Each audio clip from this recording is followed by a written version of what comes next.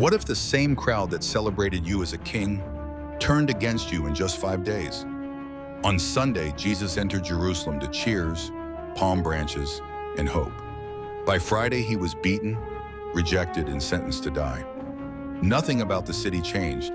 The people were the same, but something deeper had been exposed. This is not just a sequence of events.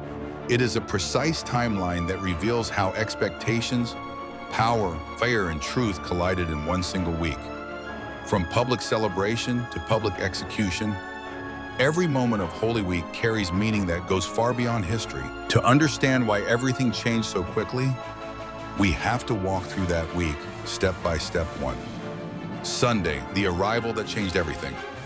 Imagine Jerusalem in the days before Passover. The city is crowded. Pilgrims are arriving from every direction. The streets are full, the mood is tense, and many people are carrying the same hope, that God is about to act. Then a man enters the city riding on a young donkey. There are no soldiers around him, no weapons, no royal display. And yet the crowd responds as if a king has arrived. People spread branches on the road. Some lay down their cloaks. Others begin shouting words from Scripture, welcoming him with the kind of honor connected to Israel's long-awaited deliverer. In their minds, this could be the moment everything changes. For many of them, the Messiah was expected to be a ruler who would break foreign control, overthrow oppression, and restore strength to the nation. Rome had ruled over their lives for So when Jesus entered Jerusalem this way, hope rose quickly. People were not just welcoming a teacher from Galilee. They were welcoming someone they believed might finally change the future of Israel. But Jesus did not enter the city the way conquerors normally do. He came on a donkey, not a war horse. He came without an army. He came without the posture of a military leader. That alone should have forced people to think more carefully about what kind of king he was claiming to be. He was not coming to take power in the usual way. He was stepping into Jerusalem with humility, fully aware of what awaited him there. The crowd celebrated him, but many of them were celebrating their own expectation at the same time. They were ready for victory. They were ready for change. They were ready for liberation.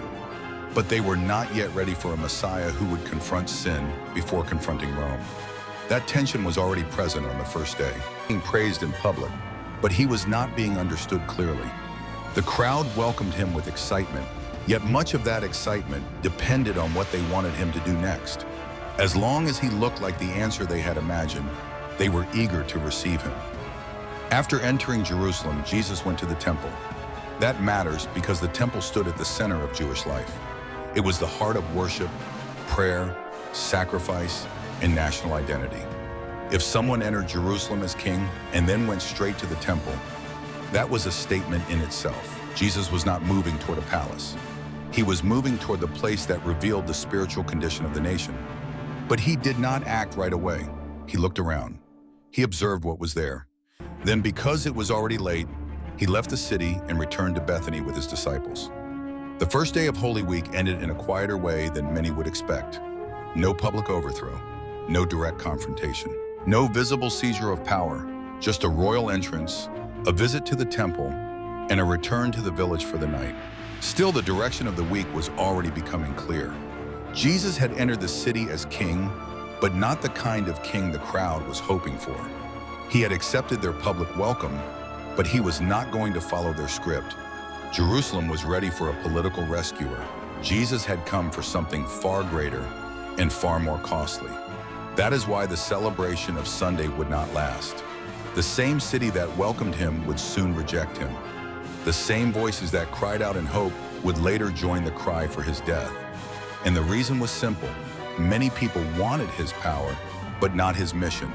They wanted deliverance on their terms, not God's. That is how Holy Week begins, not with confusion, but with a clash between what people expected from Jesus and what Jesus had actually come to do. Tukas, what's it known? All right. Monday, the first signs of judgment. The next morning, Jesus returns to Jerusalem from Bethany. On the way, something happens that seems unusual at first. He approaches a fig tree, expecting to find fruit, but there is none. The tree has leaves. It looks alive from a distance, but it produces nothing. Then Jesus speaks against it, and later it withers. That moment is not random. It reflects what is already present in the nation. Outward appearance without real substance. There is activity, structure, and religious form, but something essential is missing. After that, Jesus enters the temple again. This time, he does not remain silent. He drives out those who were buying and selling. He overturns tables. He confronts what had been allowed to grow inside a place meant for prayer. The temple had become crowded with transactions, exchanges, and systems that served human interests more than devotion to God. The issue is not only the presence of commerce, it is what that commerce represents. Worship had been reduced to routine. Access to God had been entangled with control and profit. The place that should have been open to all had become distorted. Jesus responds with authority, not hesitation. There is no attempt to negotiate, no gradual correction. He acts directly, exposing the condition of what stands at the center of religious life. What began the previous day with observation now becomes confrontation. By this point, it is becoming clear that Jesus is not moving toward political power. He is addressing something deeper, something that cannot be fixed by changing rulers or systems alone. He is dealing with the condition of the heart. The fig tree and the temple belong to the same pattern. One looks alive but has no fruit. The other appears active but is no longer aligned with its purpose. Both reveal the same problem, and the people watching all of this would have felt the tension rising. On Sunday, Jesus was welcomed with enthusiasm. On Monday, he begins to challenge what many had accepted for years. That shift matters, because it shows that following him will not be comfortable. It will require more than agreement. It will require change, real change, not just outward participation. After this, Jesus leaves Jerusalem again and returns to Bethany. But the atmosphere is no longer the same. What happened in the temple could not be ignored. The religious leaders would not overlook it. What Jesus did was public, direct, and impossible to reinterpret. The week is moving forward, but the distance between Jesus and those in authority is growing quickly. And from this point on, that tension will not slow down. It will intensify. 3. Tuesday, the day of confrontation. By Tuesday, everything becomes more direct. Jesus returns to Jerusalem again. On the way, the disciples notice the fig tree from the previous day. It has already withered. What looked alive is now visibly dead. There is no longer any appearance to maintain. Then he enters the city. This time there is no quiet observation and no single act like the day before. What unfolds is a series of confrontations that last throughout the day. Religious leaders approach him one after another, chief priests, scribes, elders, and others. They ask questions, but not to understand. Their goal is to trap him, to force him into a statement that can be used against him. They challenge his authority. They test him on the law. They try to place him in conflict with both religion and politics. But every time, Jesus responds with clarity. He does not avoid their questions. He does not lose control of the moment.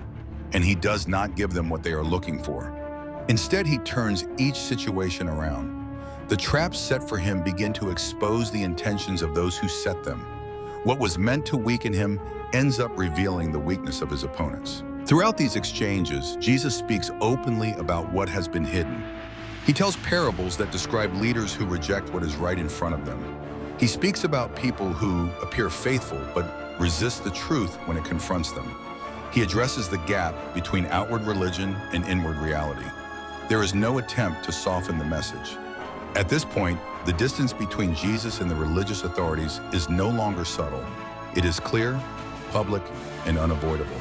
Those who are listening can see the difference. Some are drawn closer to him, others are becoming more determined to stop him. But even as the opposition grows, Jesus remains steady. He is not reacting to pressure. He is not adjusting his words to reduce conflict. He continues speaking with the same clarity, knowing exactly where this path leads. Later that day, his teaching reaches a peak when he speaks about what is ahead. Sitting on the Mount of Olives, he talks to his disciples about coming events, about judgment, about difficulty, about the need to remain watchful. He speaks about the fall of Jerusalem and about a future that extends beyond their immediate understanding.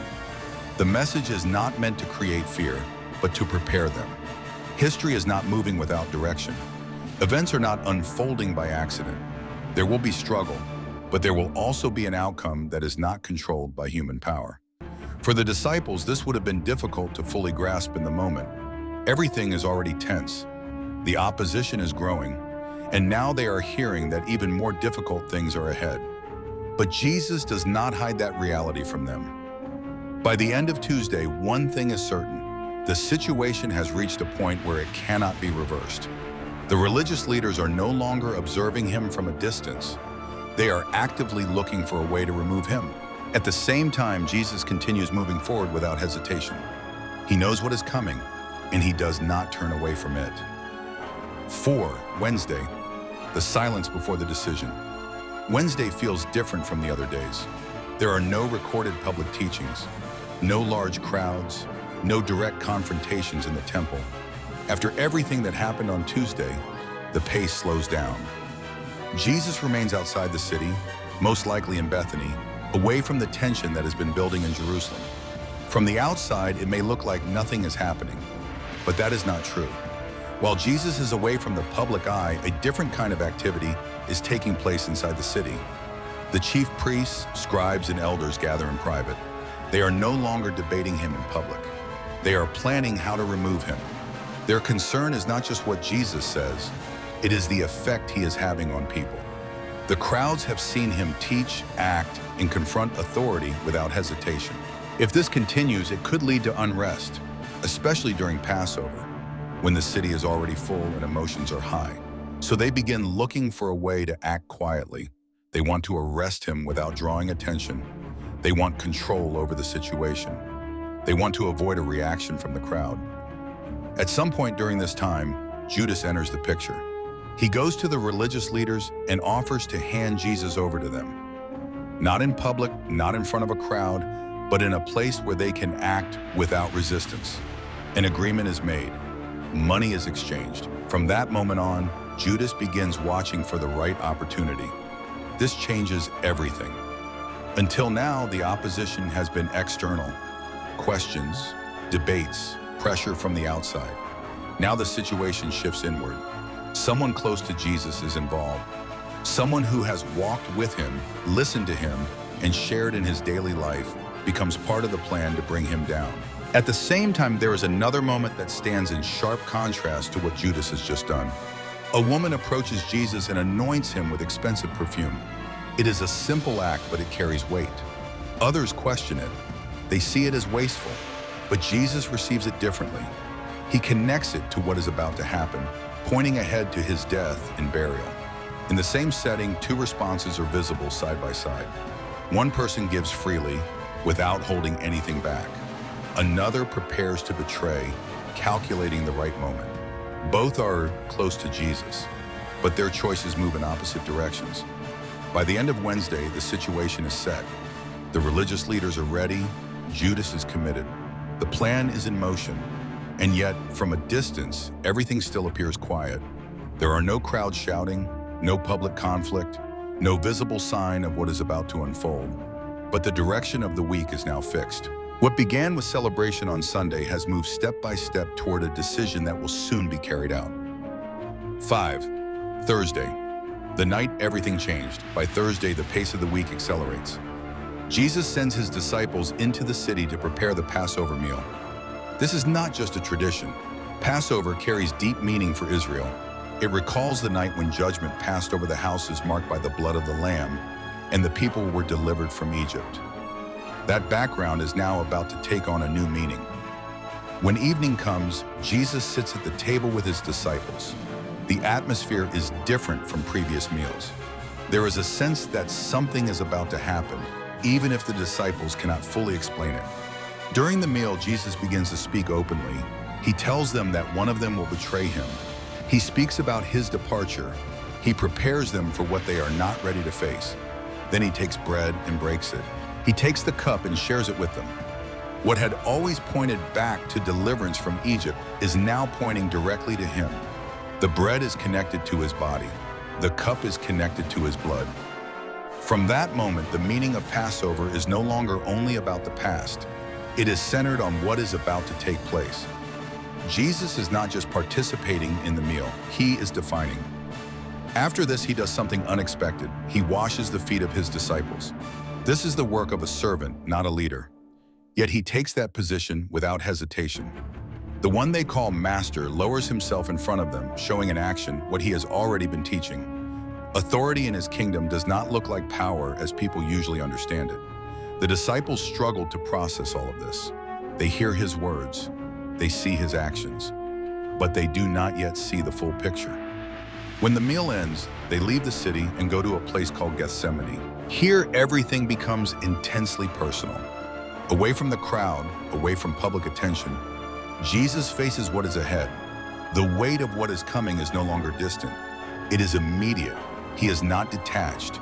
He is not indifferent. There is visible distress. He prays. He speaks to the Father. He expresses what he is about to endure, yet he does not turn away from it. Instead, he submits completely. This moment reveals something that cannot be ignored. Jesus is not being carried toward the cross against his will. He is moving toward it with full awareness. The struggle in Gethsemane is real. The pressure is real. But the decision is clear. Not my will, but yours. While this is happening, the disciples are nearby, but they cannot stay awake. The contrast is sharp. Jesus is fully engaged with what is coming. They are not able to remain alert in the moment. Then the silence breaks. Judas arrives. He does not come alone. He brings those sent to arrest Jesus. The signal is simple, a kiss. Something that normally expresses closeness becomes the sign of betrayal.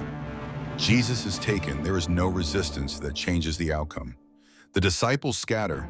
What had been a group walking together now breaks apart under pressure.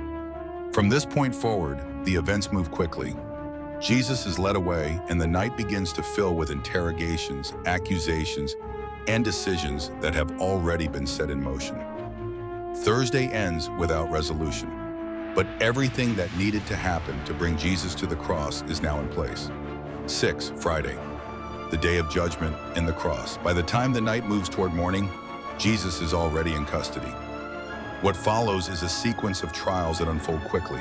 There is movement from one authority to another, from one accusation to the next. The process is not calm or balanced. It is driven by urgency, pressure, and a clear objective. Jesus is first brought before Annas, then to Caiaphas and the council. Witnesses are brought forward, but their statements do not hold together. Still, a conclusion has already been decided. The charge shifts into something that can justify action. At the same time, Peter is nearby. Just hours earlier, he had spoken with confidence about staying loyal no matter what happened. Now, in a moment of pressure, he denies even knowing Jesus. Not once, but 3 times. The contrast is sharp. Jesus stands firm under accusation. Peter steps back under pressure. As the morning begins, Jesus is taken to the Roman governor, Pontius Pilate. The accusation changes again. What was presented as a religious issue is now framed as a political threat. The goal is clear: secure a death sentence that only Rome can authorize. Pilate questions Jesus but finds no clear basis for condemnation. Still, the situation is unstable. The crowd is growing louder. The leaders are pressing harder. This is no longer just a legal matter, it is a political risk. Trying to avoid making a direct decision, Pilate sends Jesus to Herod, but that changes nothing. Jesus is mocked and sent back. The pressure continues to build. Pilate presents a choice to the crowd: release Jesus or release Barabbas. The decision could have gone either way, but the voices in the crowd are no longer the same as they were on Sunday. They choose Barabbas, and they call for Jesus to be crucified. At this point, Pilate gives in, not because he is convinced, but because he is calculating. The risk of unrest outweighs the cost of injustice. Jesus is handed over. He is beaten. A crown of thorns is placed on his head. He is led out of the city, carrying the cross that will be used for his execution. Around mid-morning, he is nailed to it. The one who entered Jerusalem welcomed by a crowd is now exposed to that same crowd in a completely different way. There is no honor now, only mockery, accusation, and rejection. Hours pass. At midday, darkness covers the land. Then, in the middle of the afternoon, Jesus dies. At that moment, something changes. The curtain in the temple is torn. The barrier that once separated people from the inner place of worship is no longer intact. The ground shakes, the scene is not quiet, it is marked by disruption. But the meaning of what happens here is not only in what people see. The cross is not simply an example of suffering. It is not only the result of injustice. What takes place is deeper than that. Jesus is not dying by accident. He is not being overcome by events. He is taking upon himself what others could not bear. The judgment that belongs to sin is not ignored. It is carried. The cost is not avoided. It is paid. That is why the cross stands at the center of everything. Before evening, his body is taken down. A man named Joseph of Arimathea steps forward and asks Pilate for permission to take the body. He places it in a tomb that had not been used before. The entrance is sealed. The day comes to an end. From the outside, it looks final. The one who had been followed, questioned, and opposed is now gone. The movement that surrounded him appears to have collapsed in a matter of hours. Friday closes with silence. And for those who had hoped in him, nothing about this ending makes sense. 7. Saturday. The silence between two realities. Saturday does not carry the intensity of Friday, but it carries weight in a different way. There are no public events recorded, no crowds, no speeches, no visible movement. After everything that happened the day before, the city returns to a kind of stillness. Jesus remains in the tomb. For the disciples, this is a difficult space to process. The one they followed is gone. The expectations they carried have been interrupted. What they saw on Sunday does not match what they saw on Friday. And now there is nothing happening that explains it. There is no clear direction, no immediate answer, no visible sign of what comes next. At the same time, the authorities are not completely at rest. They remember what Jesus had said about rising again. Even if they did not believe it, they take it seriously enough to act. The tomb is secured, guards are placed, measures are taken to prevent any claim that the body could be removed. From their perspective, this is about control. From the disciples' perspective, this is about loss. Saturday sits between two realities. The cross has already happened. The resurrection has not yet been seen. That space in between feels empty, but it is not meaningless. It is a pause where everything appears to have stopped. The promises that had been spoken now seem distant. The future that once felt close is no longer clear. For many, this would have felt like the end of the story, but nothing new is added on this day. No explanation is given, no resolution is offered. The silence remains. And that silence can be difficult because it forces everything to rest without immediate answers. Saturday does not resolve what happened on Friday. It holds it in place. The tomb is sealed. The body is still. The expectations of the disciples are suspended in uncertainty, but the story is not finished. 8. Sunday, the turning point that changed everything. Early on Sunday morning, the stillness is broken. There is movement before anyone expects it. An earthquake occurs. The stone that sealed the tomb is no longer in place. Those assigned to guard it are overwhelmed. What had been secured is now open. When the women arrive, they do not find what they came for. The tomb is empty. This is the first shift, not an explanation, but a discovery. What had been final on Friday is no longer final. What had been sealed is no longer closed. They are told that Jesus has risen. At first, this is difficult to process. The events of the past days are still fresh. The loss, the confusion, the fear, all of it is still present. The idea that he is alive again does not immediately settle into certainty, but the situation continues to change. Jesus begins to appear to his followers, not all at once, not in a single moment that resolves everything instantly, but step by step in different settings to different people. What began as uncertainty starts to take shape. Fear begins to give way to recognition. Confusion begins to give way to understanding. The same disciples who scattered under pressure are now faced with something they cannot ignore. Jesus is alive. This changes how everything that happened earlier in the week is understood. The entrance into Jerusalem is no longer just a moment of public excitement. The confrontation in the temple is no longer just an act of authority. The cross is no longer the end. Each part of the week connects, but it is here that the meaning becomes clear. The resurrection is not simply a reversal of death, it is confirmation. It confirms who Jesus is. It confirms what his death accomplished. It confirms that what looked like defeat was not defeat. The claims he made are no longer just words. They are now supported by what has taken place. Even the attempts to control the narrative begin to appear. The guards are given instructions to spread a different explanation, that the body was taken. But that explanation cannot account for what follows. It cannot explain the appearances. It cannot explain the transformation in those who had been afraid just days earlier. Something has changed, and it does not remain limited to that moment. From this point forward, the direction moves outward. What happened in Jerusalem begins to extend beyond it. The message does not stay contained within a small group. It spreads, because the resurrection does not function as a closing scene. It is the point where everything opens. Looking back at the entire week, the shift from Sunday to Friday is no longer confusing. The same people did not suddenly change without reason. What changed was the moment when expectations collided with reality. On Sunday, many welcomed Jesus for what they hoped he would do. By Friday, they rejected him for what he actually came to do. He did not lead a political uprising. He did not remove Roman control.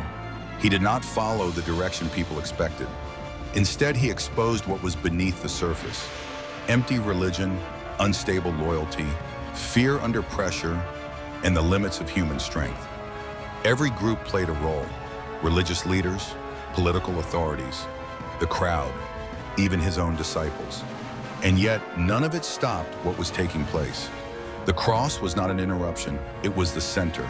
And the resurrection was not just relief after suffering, it was the answer to everything that came before it. Because of that, the timeline of this week is not only about what happened then, it speaks directly to how people respond now. It raises a simple question.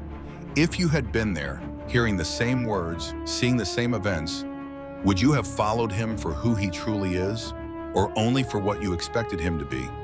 Write your answer in the comments.